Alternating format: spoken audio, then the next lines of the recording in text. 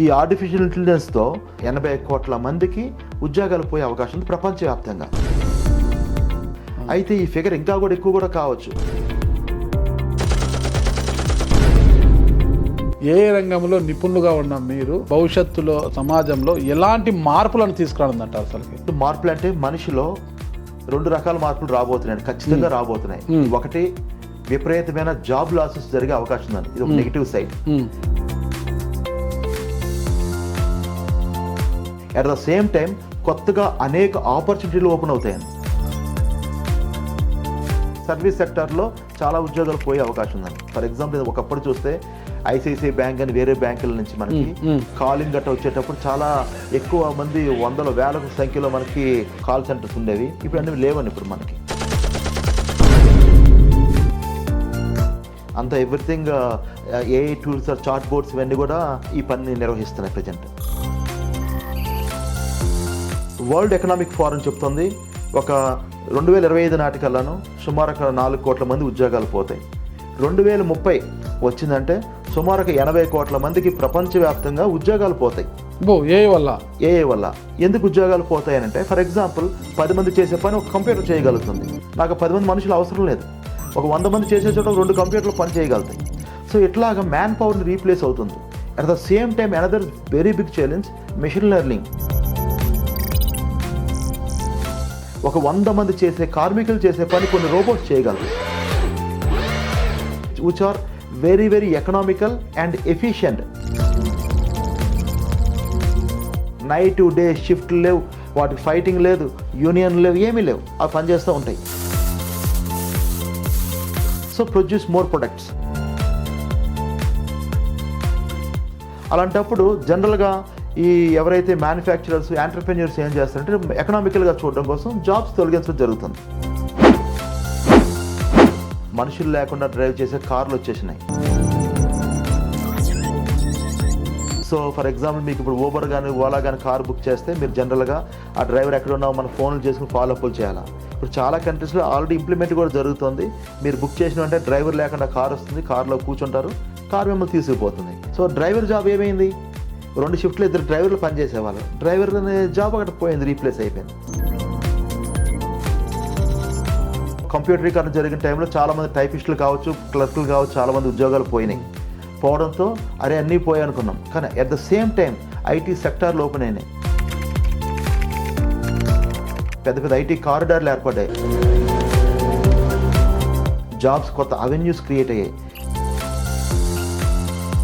ఒక్కొక్కరికి 2 లక్షలు, 10 లక్షలు, 20 లక్షల శాలరీస్తో లైఫ్లు సెటిల్ అయ్యేంత ఆపర్చునిటీస్ ఏర్పడ్డాయి. సేమ్ ఈ ఏఐ కూడా ఇన్ని సంవత్సరాల తర్వాత వచ్చిన ఒక అద్భుతమైన ఈ ఆవిష్కరణ వల్ల కొత్తగా జాబులు కూడా వచ్చే అవకాశం ఉంది.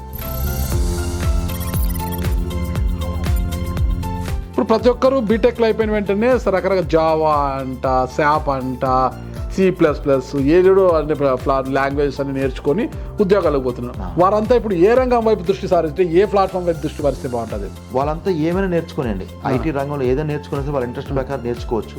దాంతోపాటు అంటే ఇప్పుడు ఎందుకంటే ఓన్లీ కొన్ని రంగాలకి లిమిటెడ్ కాలేదండి, అన్ని రంగాల్లో ఉంది. కాబట్టి ఫర్ ఎగ్జాంపుల్ క్రియేటివ్ రంగంలోకి వస్తే, క్రియేటివ్ రంగంలో ఫోటోషాప్ నేర్చుకోవాలి, ప్రీమియర్ ప్రో నేర్చుకోవాలి, FCP నేర్చుకోవాలి. వీటితో పాటు ఏ నాలెడ్జ్ కూడా నేర్చుకోగలిగితే ఈ ఉన్న టూల్స్తో ఇంకా బాగా చేయగలుగుతారు. మీ కారుకి ఒక రోబోస్ట్ ఇంజిన్ బిగించాం, అప్పుడు మీకు ఏంటిది, మీ సౌకర్యం పెరిగింది. అట్ ద సేమ్ టైం స్పీడ్గా వెళ్ళడం వల్ల ప్రమాదాలు జరిగే అవకాశం కూడా ఉంటుంది. కానీ మీరు స్పీడ్గా వెళ్ళడం మీద మీరు ఫోకస్ చేయాలి. నైపుణ్యంగా నిర్వహించడం మీద ఫోకస్ చేయగలిగితే మీకు ఎక్స్ట్రా మైలేజ్ అని మీకు రాగలుగుతుంది. సో అట్లాగా ఏఐతో లాభమే, కాకపోతే హౌ టు హ్యాండిల్ ఏఐ అనేది మీరు సంసిద్ధులై ఉండాలి. ఇది మనం ఊహిస్తున్నంత ఫాస్ట్గా రావట్లేదు, అంతకు 100 రెట్లు ఫాస్ట్గా వస్తుంది ఏఐ అనేది. మనం మాట్లాడుతుండగానే నేను ఇప్పుడు ఇక్కడ మాట్లాడి ఈ బిల్డింగ్ కిందకి వెళ్ళేసరికి కొత్త టెక్నాలజీ తయారవుతుంది.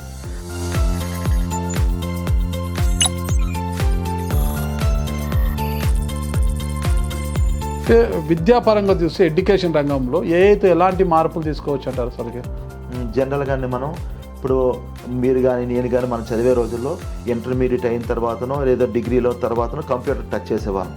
ఇప్పుడు ఈ జనరేషన్లో వాడు 4th క్లాస్ 2nd క్లాస్ నుంచి కంప్యూటర్ పట్టుకుంటున్నాడు. కరెక్ట్.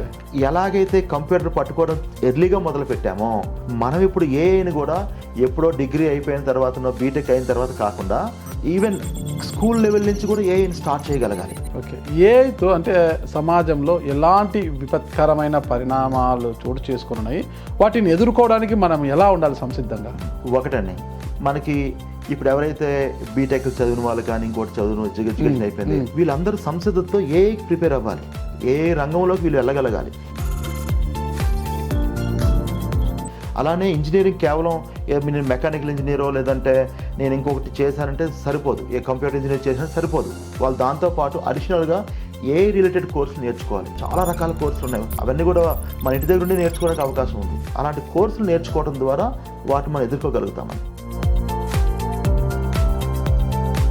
ఏఐ గురించి తెలుసుకోవటం, ఏఐ నేర్చుకోవటం, ఇప్పుడున్న ఉద్యోగ రంగంలో ఎవరెవరైతే ఉన్నారో వాళ్ళ ఉన్న స్కిల్స్తో పాటు ఏఐకి సంబంధించిన స్కిల్స్ కంపల్సరీ నేర్చుకొని తీరాల్సిందే.